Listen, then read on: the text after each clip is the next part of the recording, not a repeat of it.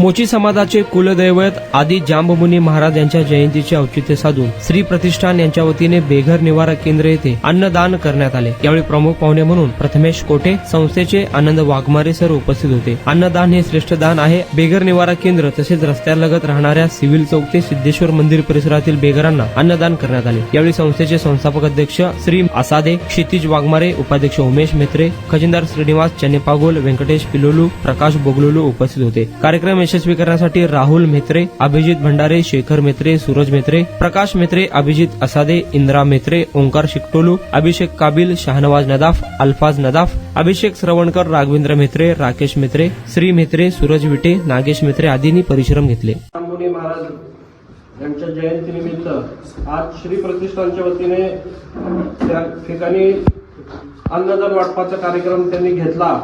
मी प्रथमतः प्रतिष्ठानच्या सर्वच पुन्हा तुम्ही सगळेजण ते काम करतायत।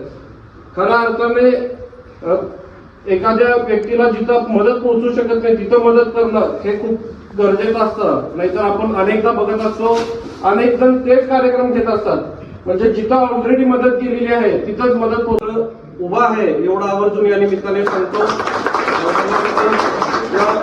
प्रतिष्ठानमधले सर्वच कार्यकर्ते निश्चितच एक चांगलं काम करतायत।